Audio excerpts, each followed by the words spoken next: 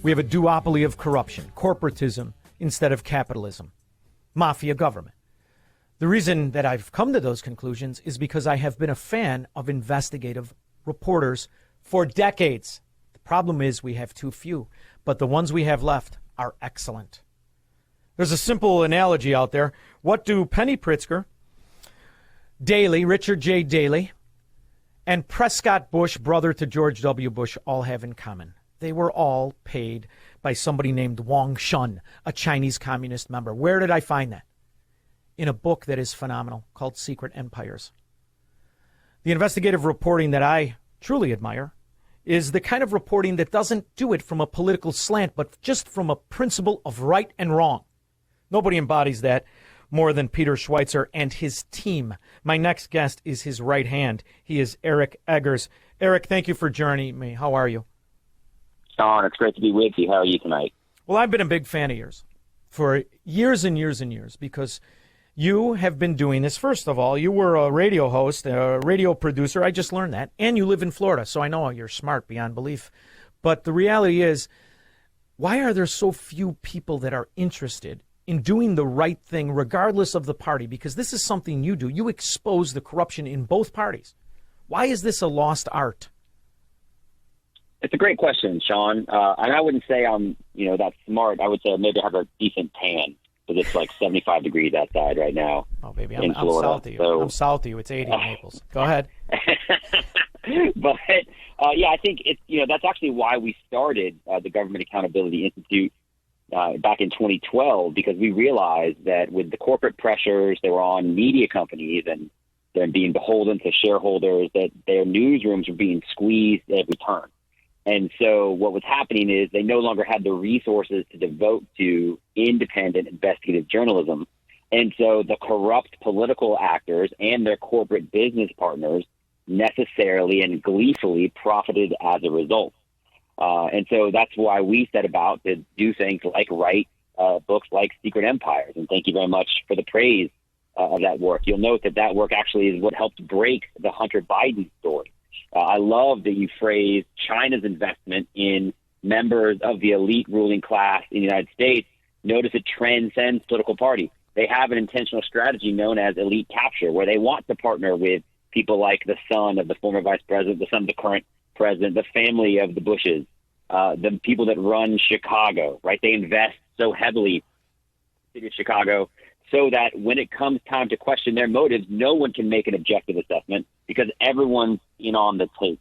And that's actually something that we've worked consistently to do. I actually worked a lot on the book before Secret Empires called Clinton Cash, which exposed the overlap of relationships between people that donated to the Clinton Foundation, people that paid for Bill's speeches, and then people that got favors from Hillary Clinton's State Department. That work, which we did at the Government Accountability Institute, we actually partnered with media outlets like the New York Times, Washington Post, ABC News. We gave them our reporting. They took it. They built upon it. And they reported on it and it became a major scandal, a major story that impacted the 2016 election. And then mainstream news outlets said, oh, wait, tell the truth about political corruption of a certain kind because it might lead to political outcomes we don't like. So they stopped doing it. And so when they stopped doing it, then the political people on the left continued to be able to do whatever they wanted to do, which is why Hunter Biden got a $1.5 billion investment deal with the Chinese government, and nobody blinked an eye. And that's one of the reasons why we sit where we are today. It's a great question. Eric, Chicago is where I'm from. I grew up in a neighborhood right outside of it. A neighborhood at the time was a wonderful neighborhood. But one thing is for certain. Everyone in Chicago understands the word clout. They pretend that it is a mafia-related, a good guy mafia, and they run things smoothly.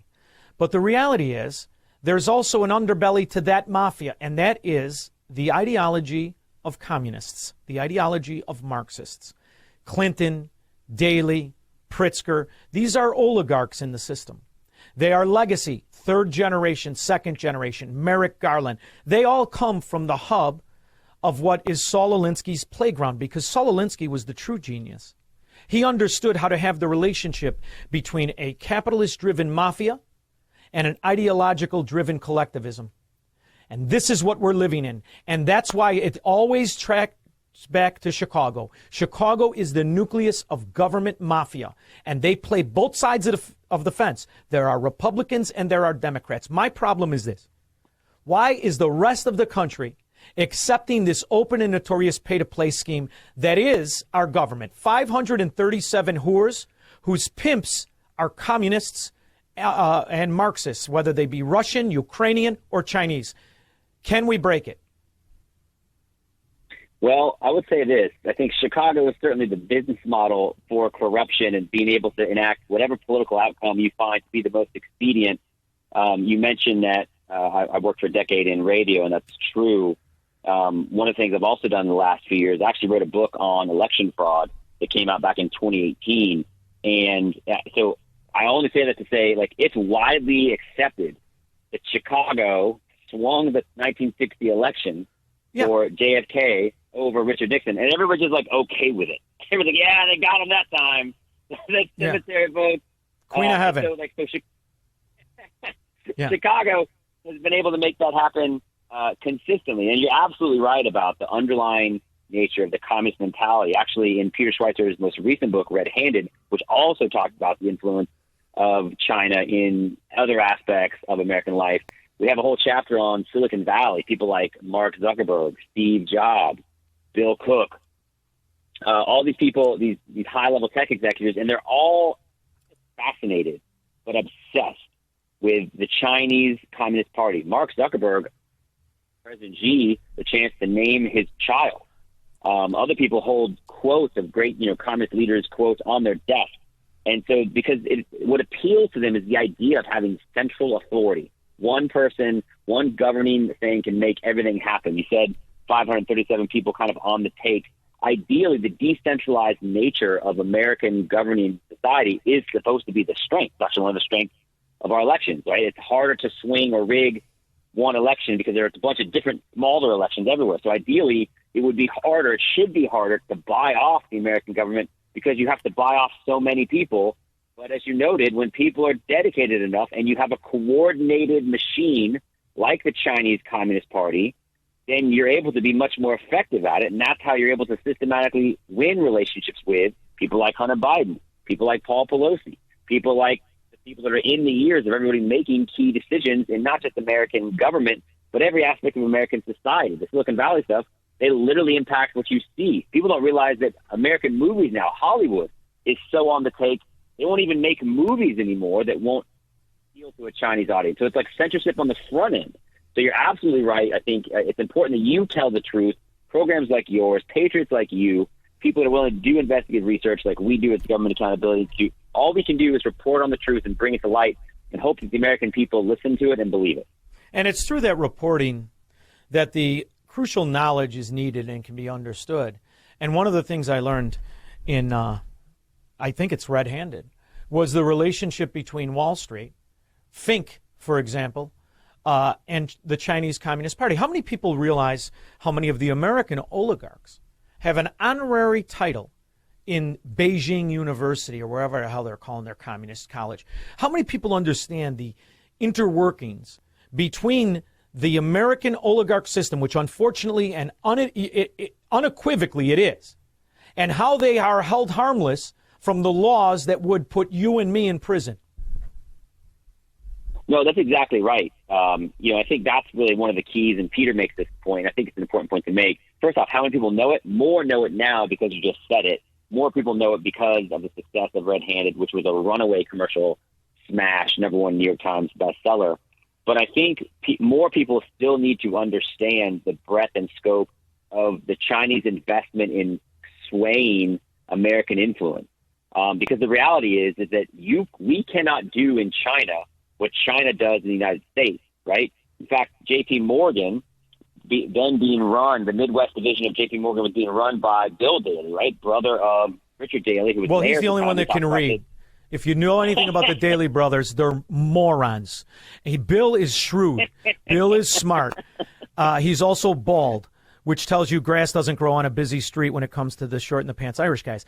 But this seems to be a problem that never gets a solution. The people love it. Absolutely. The point I was going to make, and I'll leave it to you to assess the relative intelligence of the Daley brothers.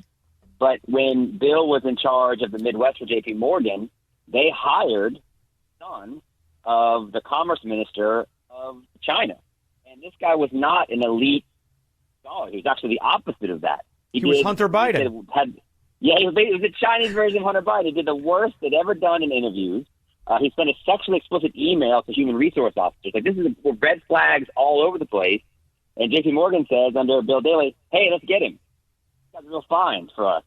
And so they hired him, and he was as part of a pattern of behavior that J.P. Morgan was engaged in, hiring the children of high-level executives. China does it all the time. It's one of the reasons why they put Hunter Biden on the payroll, right? I mean, Ukraine does it. It's one of the reasons why Burisma, the gas company, hired Hunter Biden. Other countries do this all the time. In the United States, it's illegal. It's a violation of the Foreign Corrupt Practices Act, and J.P. Morgan had to pay over $260 million in fines. But the point is the playing field's not level. China absolutely dictates terms for how U.S. companies and people can engage over there in a far different way than what we permit people to do in the United States. And I think just starting to have an awareness that China is not a great business partner, right? China is an active threat. It's almost like if you had a friend that started dating someone, you're like, oh, man, they're terrific. They're so generous. They pay for everything. They're so me-focused. They're always asking questions. Like, no. They're bribing you and they're spying on you. And that's exactly what China is doing. And I wish more people kind of viewed it through that lens. And all you have to do, Shaun, is think about, Joe Biden. We talked about the Hunter-Biden relationship. Joe Biden decided to set up a Biden Presidential Center at the University of Delaware. The University of Delaware had never received any money from China before. But once the Biden Center was opened up at the University of Delaware, here comes 7 figures worth of Chinese cash, some of it from anonymous sources. They have so much money and they spread it around, but strategically and intentionally to have the most impact. Well, they're pass-throughs of corruption. They're vestibules of plausible deniability. And then they hire one of the moron Bidens or one of the moron Obamas. Because the other thing that is crucially important is that this really traces back to the legacy of corruption that is really took hold after Bill Clinton, during Bill Clinton and after. But it really started all the way back to Old Man Bush, because it was through your book that I learned the Bush's version of Hunter Biden, a moron Bush named Prescott after the diabolical grandfather. He was on the same fracking payroll as Bill Daley and the rest of it, and it even throws David Axelrod in when he had the Hitler mustache, doesn't it? It absolutely does, and Prescott Bush is not the only Bush to take Chinese money. There's another Bush brother that's in on the deal as well, and I think it's really interesting to compare and consider the Bush family's foreign policy and diplomacy efforts towards China in that context. But you're absolutely right. It's interesting to think about that the Clintons kind of were forerunners on this, and I think it's important to consider the Biden actions now in the context of what they learned when the Clintons were in charge, but specifically when Hillary was Secretary of State. So Peter Schweizer and actually both do a podcast together. It's called The Drill Down. And your listeners, if they're interested in more information like this, can find it at thedrilldown.com. But we did a recent podcast where we talked about how Obama's second term, Barack Obama's first term, Joe Biden's vice president, Hillary as Secretary of State, Bill Clinton's speaking fees spiked dramatically. Despite the fact he's been out of office for 8 years, all of a sudden he gets, I think, 11 out of 13 speeches that pay him $500,000 or more, all while Hillary is Secretary. 11 of the 13 speeches all time somebody pays him $500,000 or more for happened while Hillary is Secretary of State. Right? Now, so Eric Eggers, cashing in. As an investigative journalist, have you ever heard a $500,000 speech? Because I'd love to hear one. I mean, unless he's given us pickup lines, what the hell does he have to say that's worth anything, the crooked bastard? I'm on a radio guy. So I can't sniff $500K. So there's no chance of that happening. But no, absolutely right. And so the point is that the Clintons are cashing in while Obama's president, and the Bidens are over there saying, well, wait a minute, we're not doing this. And then so immediately after Hillary leaves, that's when Hunter Biden goes with his father's vice president to China. They set up that first Rosemont Seneca investment deal, and then it's kind of off to the races from the Biden family corruption. We now have reported in red-handed 5 Bidens, or multiple Biden members of the family have engaged in at least 5 deals where they netted over $31 million. Another number, I'm sorry to say, I haven't sniffed, in business relationships with people directly linked to the Chinese military and Chinese espionage. So I almost feel like the Bidens learned how to do it from watching the Clintons while they're both in the Obama administration. So I always start my show, and I like to remind people that what sits at 1600 Pennsylvania is not just a usurper, but what sits there is an enemy of the people and an asset of enemies, foreign and domestic. Your books have led to so many of the prima facie evidence that I base this on. Your books could be used as an impeachment themselves. All you have to do is drop one of them on the table and impeach this crooked bastard. Why is it that the Republicans won't do it? Is it because so much of that information links back to the oligarchs like Mitch McConnell, whose wife didn't marry him for his strong jawline and his masculine ways, did she? You leave Mitch McConnell's jaw out of this. No, it's true. The turtle out of a shell, the poor bastard. Yeah, she almost deserves the money. Yeah, definitely that's a strategic partnership that's netted both family members a significant amount of money. Mitch McConnell has received as a wedding gift from a Leighton Child's father, who ran a Chinese shipping company, tens of millions of dollars at least, based on the way the financial disclosures are reported. But you're absolutely right. Like it's the U.S. government is awash in corrupt Chinese cash.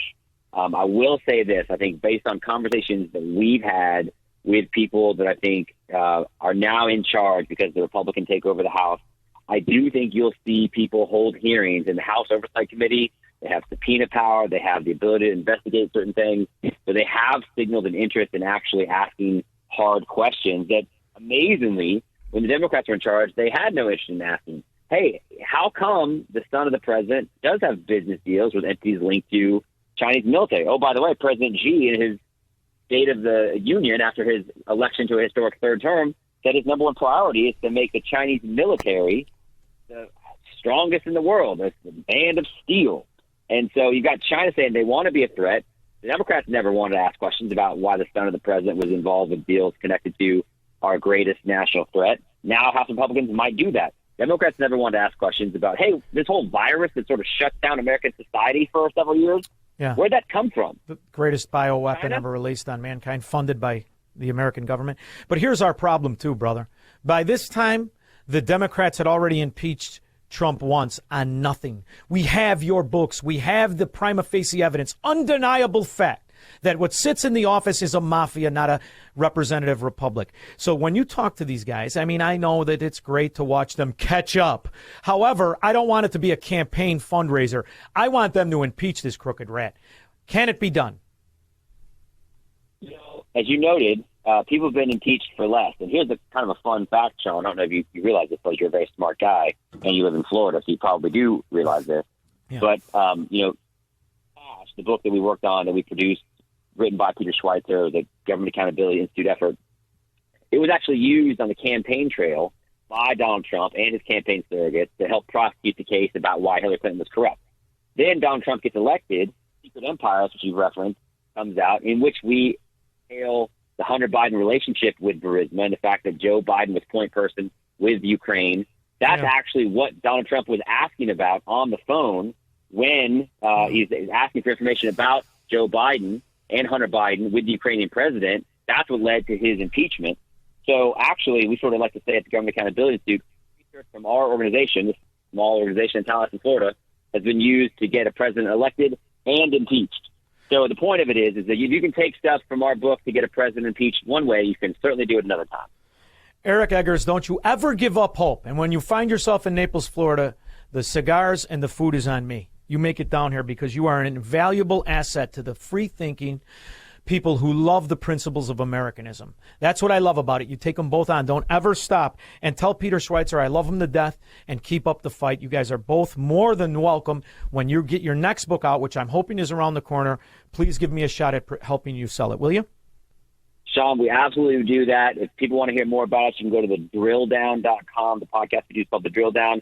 I would love to hang out with you in Naples, but I have to tell you, if we hang out and I have a cigar in one hand, Declaration of Independence will not be in my other hand, Shaun. All right, I'll bring it. Don't worry. I got a couple copies. Okay. Eric Eggers, thank you, brother, for coming on. I really appreciate it. Thank you.